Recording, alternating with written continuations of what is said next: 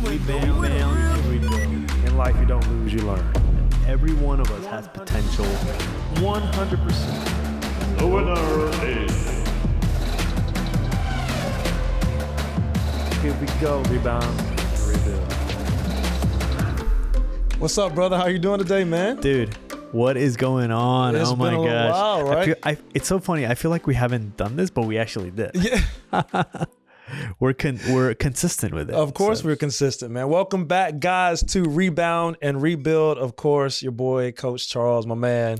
Carlos, the creator, right here. We have a really good one for you today. We say that every time, but it's because we honestly do believe that they're really good. And we do feel like some of the things we're going to talk about today, you're not only going to be able to relate to, but you're really genuinely going to be able to take those points that you can apply to your life instantly. That's what we want to do. We want to be a help to these people, right? Yeah, we don't want to just be two guys talking and having these random conversations. But seriously, we're also growing when we have these conversations. So you were telling me about your baby. I think that'd be a great place to start. You had a story. Yeah, totally. But before we do that again, if you like the podcast, he always forgets to do that. Yeah, because how are we going to get it out there? Well, they Charles? do like us, man. Come on, they're here. If you like the podcast and if you're watching this on YouTube or you're listening to us on any podcast platform by chance, and if you like it, share it with your friends. Yeah. Send them a text saying like, hey, you need to hear this. And subscribe to our YouTube channel if possible. Subscribe to our Apple Podcast channel or our Spotify channel. Now you see why I forget this sometimes. Oh my gosh! I guess it's gonna be my job from now on. I'm gonna be the one telling you guys to do this. Yeah, but anyway, but honestly, it would mean so much. Give us some feedback. Let us know how we're doing. And but talking about feedback, we've heard some really good feedback from a lot of our listeners. Yes. One of the last ones was that they were listening about seasons. Oh, good. And I got a text from one of our listeners, and he was like, dude, you and Charles were talking about trees and like the weirdest thing about trees, but it makes so much sense. Try to make it relevant. And you know what he said? He was like, you mentioned bamboo trees. And you were saying how, they can grow so tall and so thin. And then I said, but remember, bamboo trees need other bamboo trees around them. Support them. That is right. And he was like, boom. That really blew my mind. Yeah, it was a resonating point. So like Charles said, we're not here because we know it all. We're actually here because we're learning. We are growing. We want you to grow. We actually want you day. to succeed. We want you to be rich. We want you to be leaders. Yeah, everything. man. Kingdom builders. Like really changing lives. I want this for you and I want this for me. Yeah, brother. I appreciate that. But jumping back to this story, which is so funny. Yes. That it came... This little story is now what we're actually talking about. Yeah, but it's a lot in this. I have a 1-year-old. She's going to be 2 soon. And, she's a baby, so she does milk in a bottle, pacifiers, all that, diapers. But we are at that stage of transition. Yeah. She's getting older, so it's time where no more diapers and so on and so forth. Well, we lost her pacifier. Or she misplaced it or threw it, or we just lost a pacifier that she had that she loved. It's this Wubba Nub thing, and it's a little lamb, and she loves it. It's almost like an attachment thing. We lost it, couldn't find it. For about 3 nights, she literally would cry herself to sleep. Like she would drink her bottle, and there was no passy, and she would call it Bubba. Yeah. She would cry until she fell asleep. Until the 4th night. Okay. The 4th night, she was fine. But guess what happens? Or what happened? She went to sleep over at Grandma's house. Okay. She found a pacifier of hers down somewhere, who knows where. Okay. And boom, back attached to the pacifier. Oh my gosh. And we were like, we were there already, done with pacifiers. But anyway, she's back on the pacifier. Well, guess what happened again? We lost that second pacifier. So 2 nights ago was the first night, and I was putting her down, gave her a bottle. She had no passy to actually doze her off. Okay. So she was whining and crying and whining. And when they say like at those weirdest moments, you get these revelation that's thoughts. Right. That is right. If you're stressed out at home or if you're stressed out at work, like go for a walk, get yourself out of the situation. Because you can spark something. Yeah. Well, typically, I like to put my kids to sleep. One, it gives me time with them. It gives them that sense of, I'm assuming, protection and nurturing. But 2, it helps me just think. Okay. And this one night, 2 nights ago, I was putting her down. She, again, having the issues with the pacifier, and it just sparked on me. How many of us leaders, or us businessmen, us people, are, again, podcast is rebound and rebuild. Yes. And have rebounded or think we have rebounded, but have been confused with this illusion. And we have found an imposter pacifier. Another pacifier, so to speak. Yeah. Like your mother found for your for your baby. Yeah. Like she found, and now it's an imposter pacifier. And now she thinks, oh, I'm soothed. I've been soothed again. And it's like, how many of us get or find something that soothes us, or that like gives us that the illusion, like comfort, you said, sense of comfort, and when in reality we're confused, we're living this illusion of not what we're supposed to be. Well, nothing's changed because nothing has changed, right? And I think I understand exactly where you were going. That's why I was glad you were going to share that story, because I told you earlier, it really it hit me. Yeah, because there are so many times in our lives where we are making moves, and we're confusing busyness with building. Yes. Right? Exactly. Because the pacifier could be anything other than what we're really supposed to be doing, or rather we could be on our way and then get distracted and pulled away from what we're supposed to be building because of the pacifier syndrome. Exactly. I love this speaker. Again, we're Christian, and his name's John Bevere. Yes, you know who he is. Man, he's a freaking brilliant amazing author, New York bestseller. Yeah, like he's a beast brilliant. of a guy. Yeah, he is. Well, he has this book called Good or God. Yes, and this resembles that, because many times we come across things that are good, right? But are they God? Is it what God has in store for us? And many times we think that we have rebounded because we find something that's good. Yes. That makes us feel good. That's the point.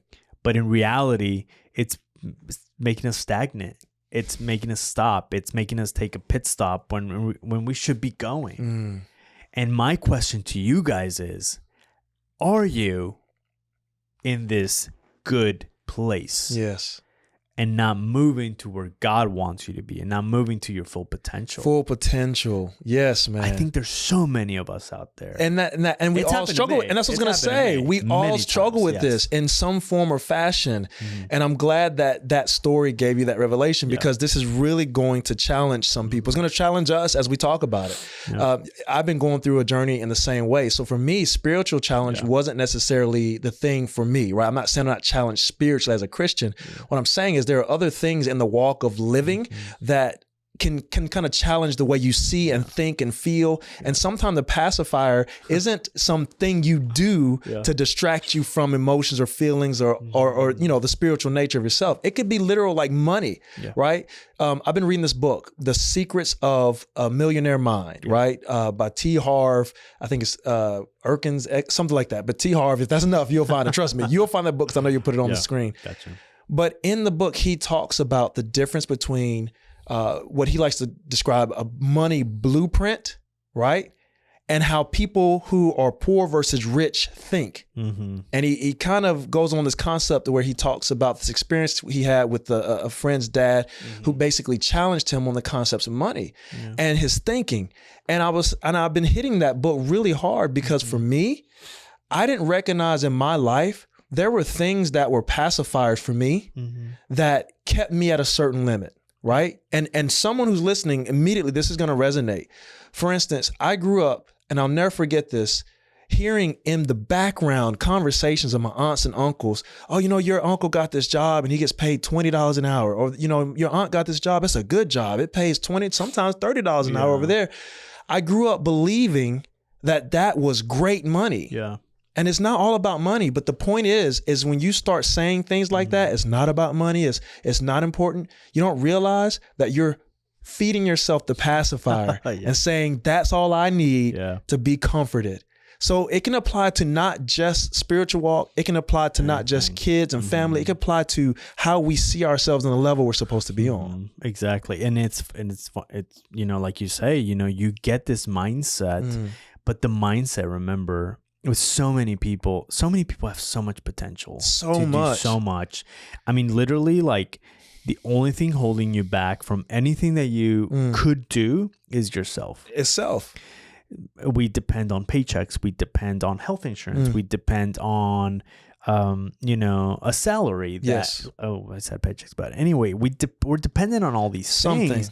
And it's like, who says that? Who says is what you have to depend on? Yes. So us looking at us, like, I had the same issue. Aunts and uncles. So he gets paid this, he gets paid that. Money is a reflection of success. So the more money you make, the more successful you are. But in reality, like, everybody can be Everyone can be. Anybody can be. I don't care what anybody says. Yeah. And that's what that book challenges is because as soon as you say that, somebody's going to have, or as soon as I started talking about money, somebody's going to have a feeling of, oh, see, they're just like everybody else. It's all about money. Yeah. It's not always about money immediately. But in the book, that's what he's challenging. Yeah. He's like, who put that in your subconscious to the point that every time you think about your own success, you limit it just as quickly as the possibility or probability of you having it comes. Exactly. That's what he's talking about. Exactly. It's a pacifier. We were conditioned. So the point I wanted to add to your baby story with the pacifier, you had unconditioned her or deconditioned her from the pacifier. It may have been accidental, but she got to a point where she didn't need the passy. Yeah. She could have moved on to anything else. She went to sleep. She was at peace without it. Yeah. But then it came back. Yeah. And now, because the conditioning, it re-triggered that memory. Oh, I need this. And that's how many of us live. Yeah. The moment you start talking about what's in your heart to do, what is it that God put on the inside of you that you have to bring to life, into existence? And people will go back to, well, one day I can afford that. Or maybe, that's not for me. Or someone else has already done it. So we talked about this in one of our other podcasts. It doesn't matter if there's 10,000 people who did the same thing. You're going to do it different. Exactly. And if 10,000 people did the same thing, that means that it's 10,000% probable that you can do it too. So right. Anybody can do anything. Anybody can do it. It's just you limit yourself. And it's in our subconscious though, bro. It's in our subconscious. Yeah. And we're raised this way. And that's right. We're raised to think, many of us. Right, because not everybody. And even those who are raised to be wealthy, who are born in wealth, have their own pacifiers. And that's the other side of the conversation. They have their own pacifiers where they're like, okay, well, this is comfortable for me. Or this is this or this is that. And everyone thinks, oh, money is endless. The money ends. Yeah.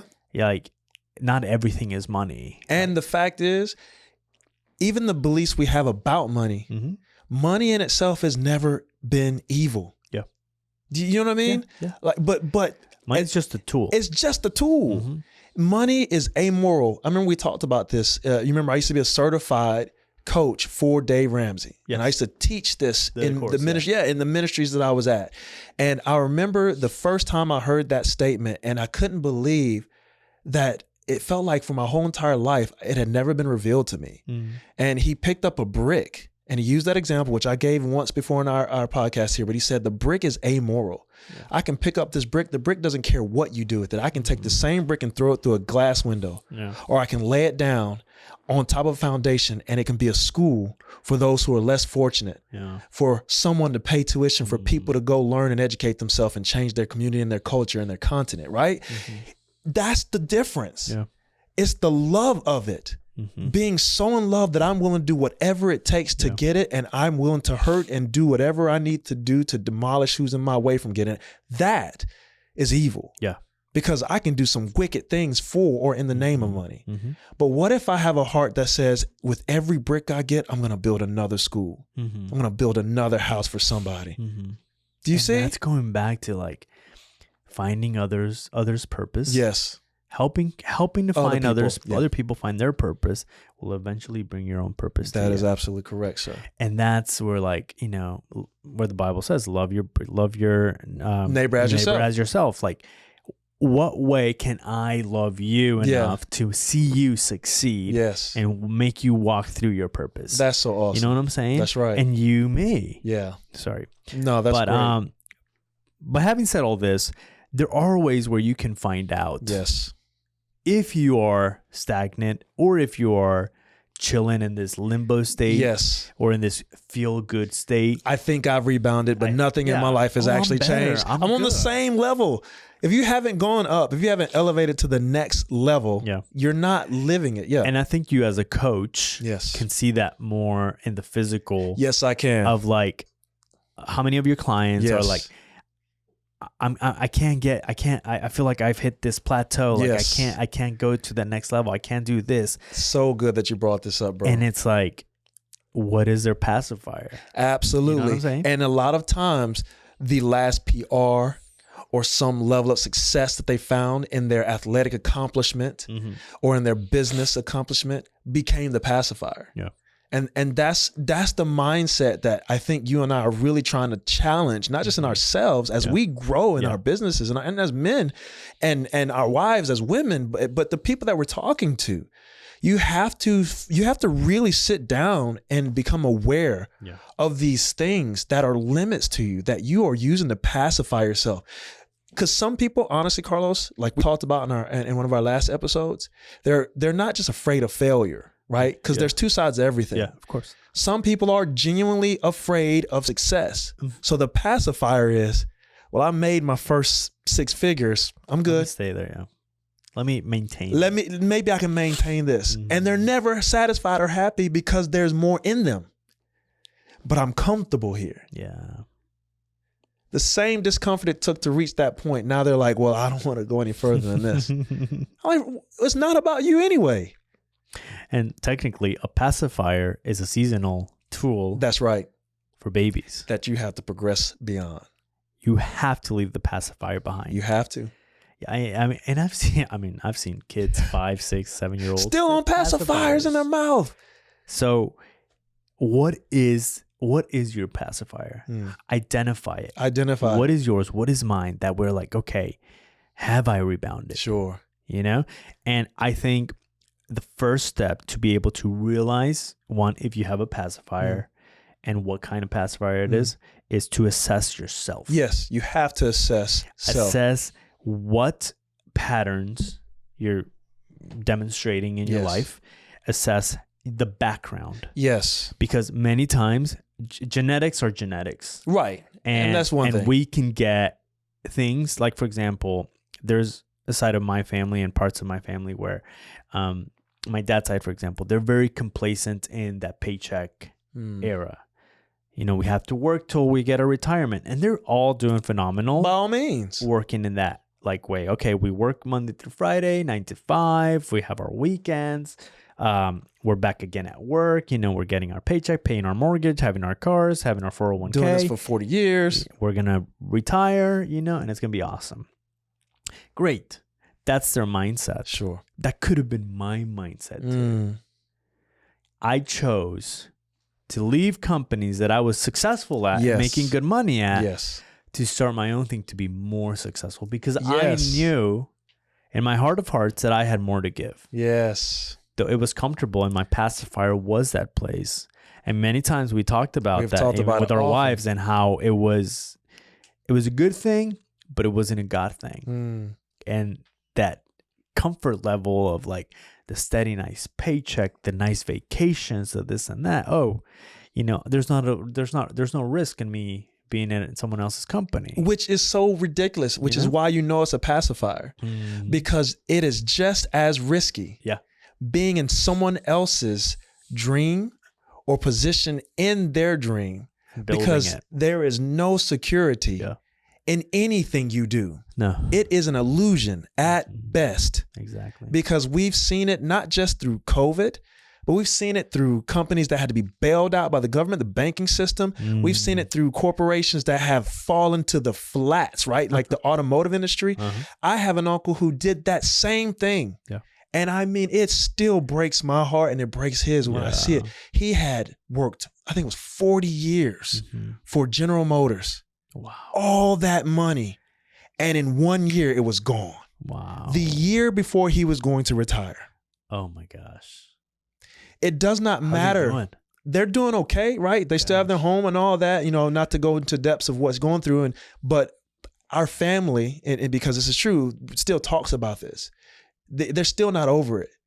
How could you? How can you get over that? 40 years of your life. 40 years of your life. You invested in someone else's dream. Because you thought it was secure, which is what all of our parents are telling us. You need a job with security that has benefit and pension. Mm-hmm. And honestly, at any moment, it could have been gone. In fact, for someone that they know, it was gone.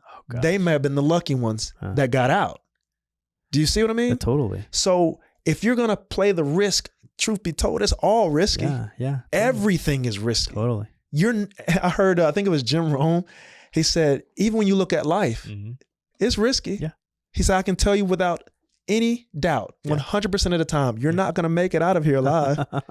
So it's all risky. You know, it's funny. The company I used to be with, they're going through some turmoil right now. Just like that.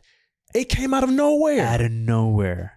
And it was like, God plucked me out. Right before this whole turmoil was happening. And it's like, what if I would have still been there? In fact, bro, and not even that.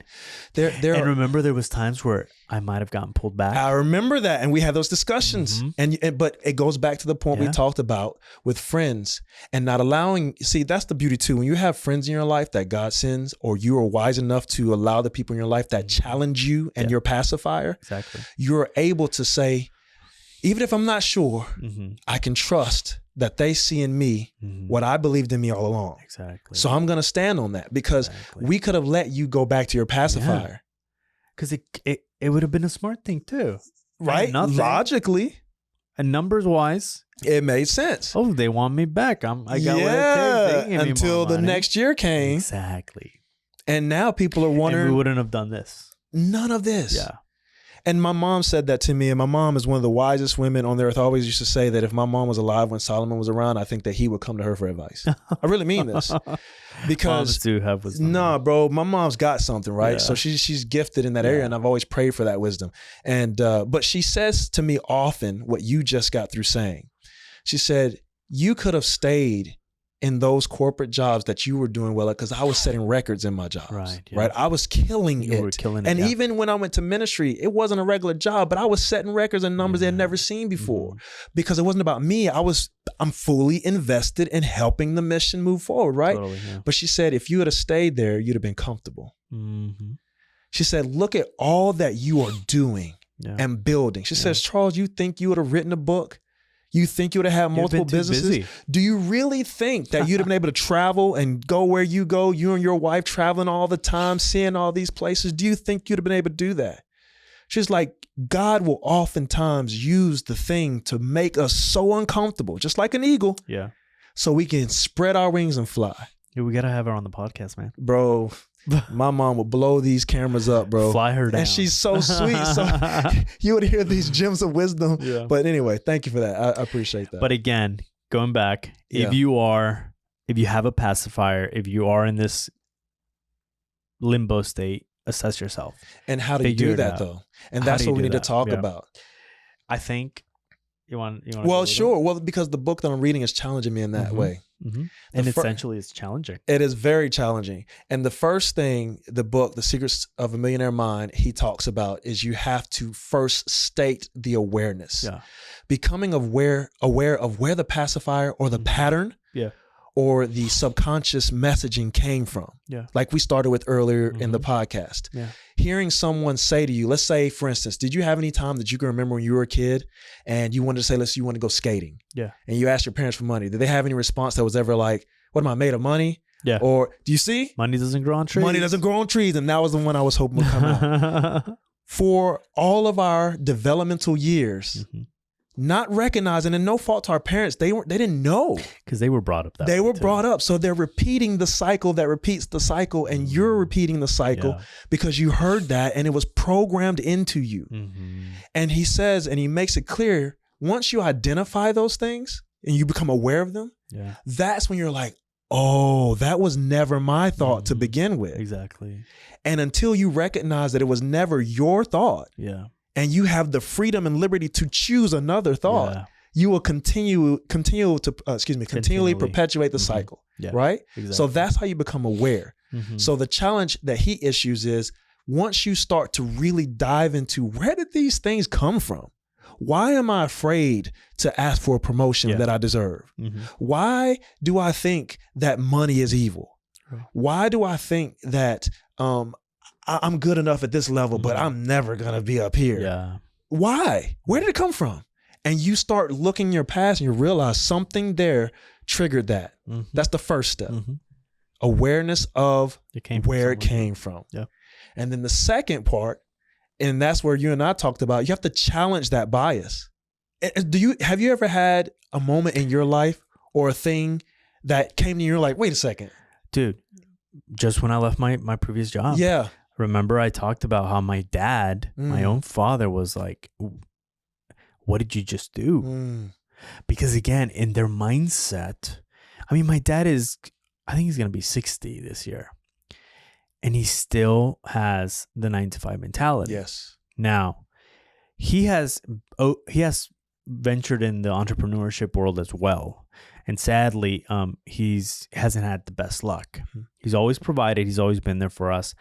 But I think the failures of his past have determined that yes, this is what I'm good at and what I need to stick to, which is a lie. Yeah. He's so creative and so talented that I'm like, Dad, you could be killing it because he's a with his hands, a woodworker. Yeah. Okay.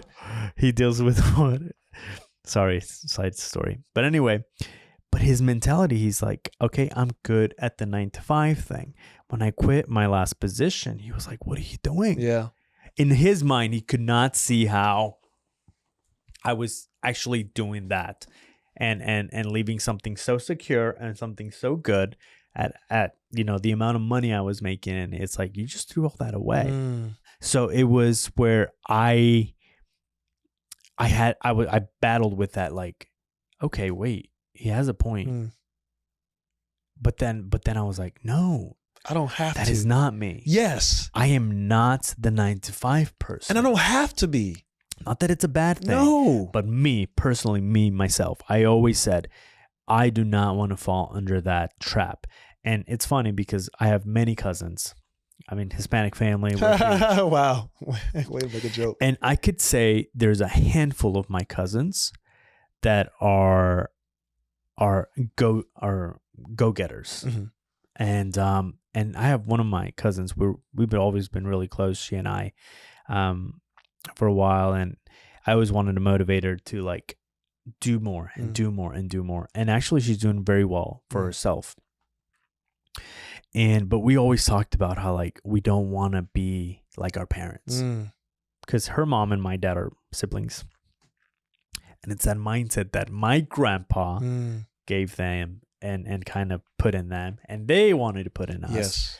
So it's one of those things where it's like, yeah, I dealt with that. And I was like, that might be true, but I choose not to be that. But I choose to challenge. I made that choice myself. Exactly. Correct. And you said something very good earlier when we were talking about challenging the bias of that. Where it was the story. With the story of the lunch. The lunch. Yes. Okay. So in the book, there's a challenge early on because he's intentionally trying to get the reader to challenge their own biases. So once you're aware, that's one thing. And most of us do that. That's where we are, where we think we rebounded. Yes. Oh, I'm aware that thought is there, but we don't do anything to change it. So he said, one thing I want you to do is I want you to go to a nice restaurant, an expensive restaurant, one that you declare that's nice, that you would think is above where you would normally go, no matter whether you have the money or not. He said, I want you to walk in and I want you to ask them what the specials are. And he says, I want you to say, if it's market price, I'll take it. No matter what the cost is. He said, I don't care if it's $100. And it's funny because he said, you're going to be faced with one of two things. You're going to be faced with fear, or you're going to be faced with the moment of revelation. Right? And that happened to me. Now, here's what's crazy, Carlos. My wife and I have years of savings. We're really, really doing well. Because you've been very wise. But in my mind, I still had that bias that told me that these restaurants are reserved for special occasions.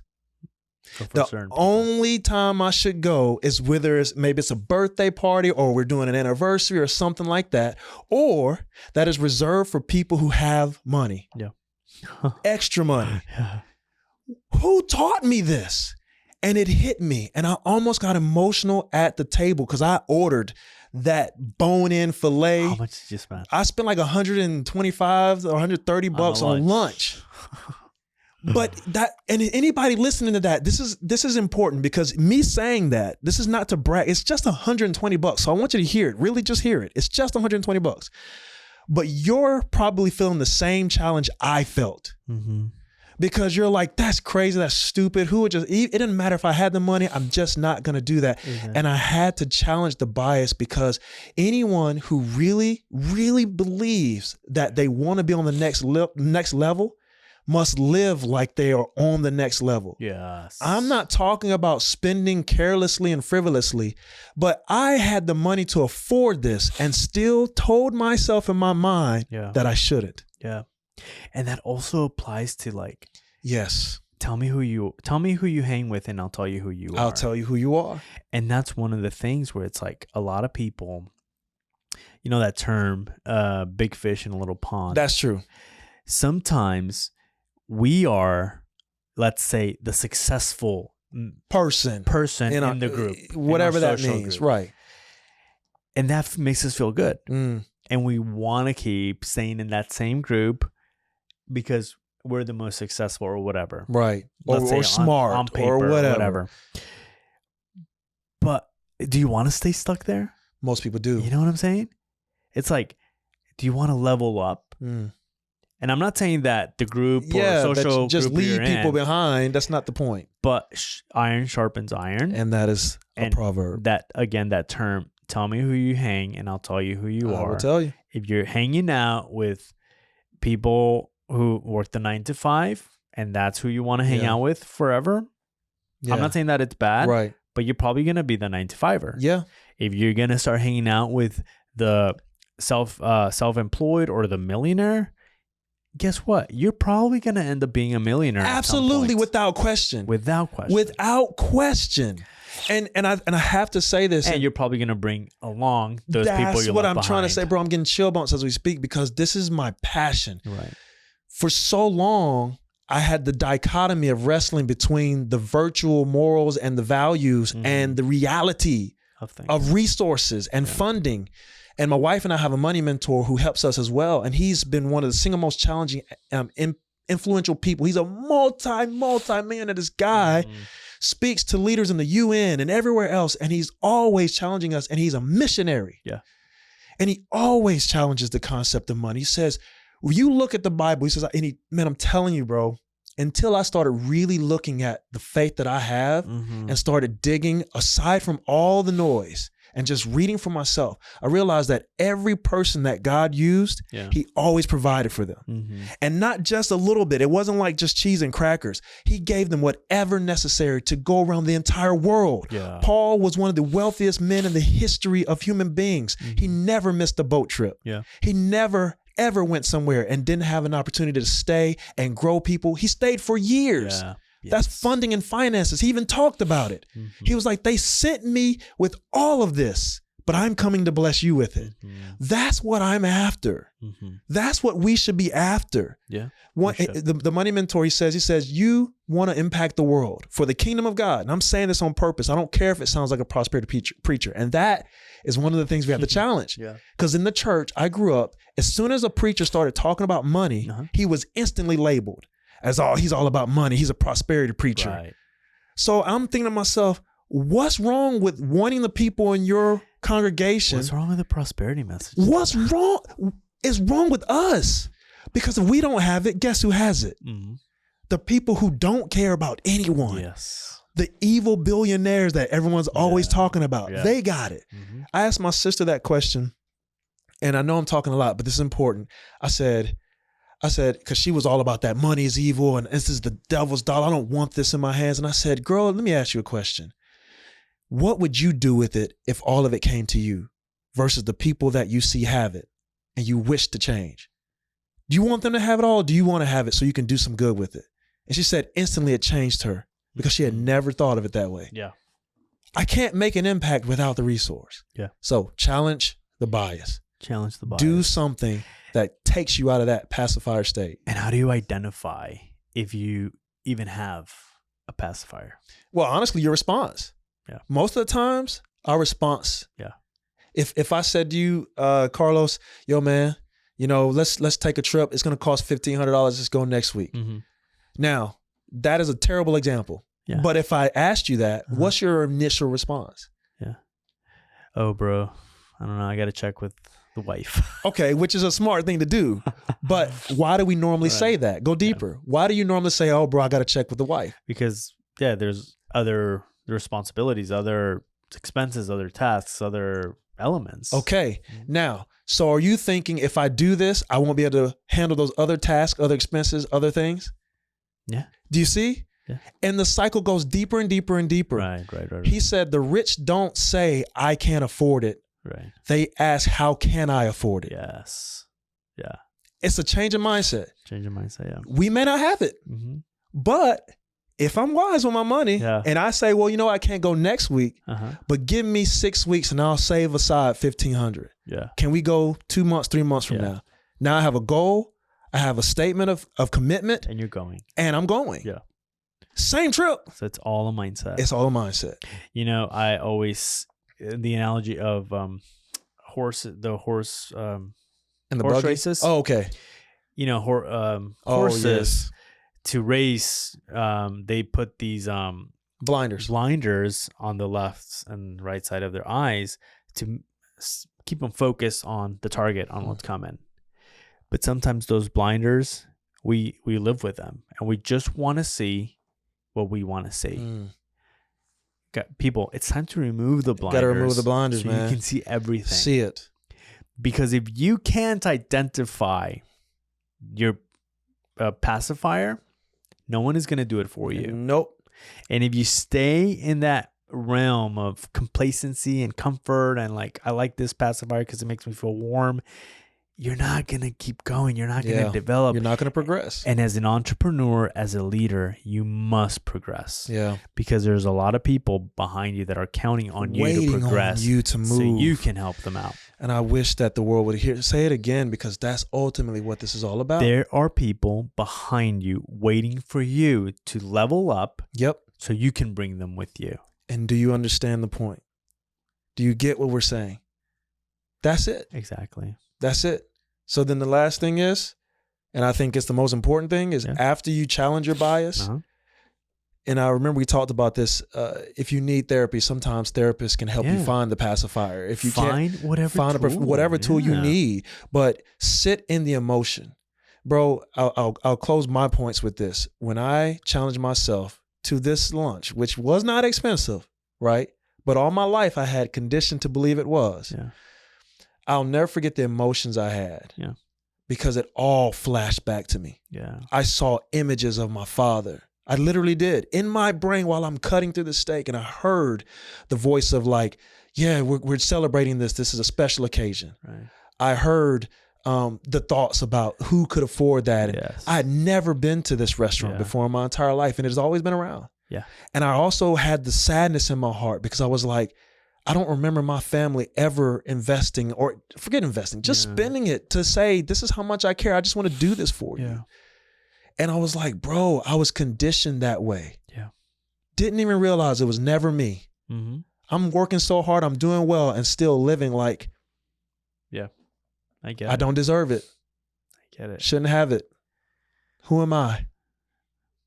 I'll tell you who I am now, though. And that's the whole thing about this, guys. Rebounding and rebuilding. And rebuilding. And rebuilding, actually rebuilding. Rebuilding. Life is short. Yeah. Tomorrow's not a secure day. At all. And if you are stagnant or think you are going somewhere and you're really not, it's never too late to realize it. Yeah. Just take a U-turn and head back. And that's it. So thank you so much for Thank you, listening, guys. Charles. Thank you for saying brother. this. This was such a good topic. Yeah, it was, man. You know, I such believe it was. simple, but like I think very necessary. Very necessary. In any area or any level that you are in your life, Yep. whether you have your own business or you're thinking Working for about someone opening else, your right. business, or you're a leader in your job, That's right. like it's time to level up. Remove the pacifier from your mouth. Grow from that stage, because you are becoming an adult in You're maturing. the maturing of you. Yeah. So if you like today's podcast, if you like Charles or myself, send us a note, send us a message, you can DM us, like our IGs, like everything. our Just stories. stay in touch. Stay in touch. Give us your testimonies. We'd love to read some of them on air. And you know, like you've seen some of our prior guests, we are going to continue to get more guests that give us advice on life, on business, on leadership, on skills, building, women and men all together. So until next time. This is Coach Charles and Carlos, the creator.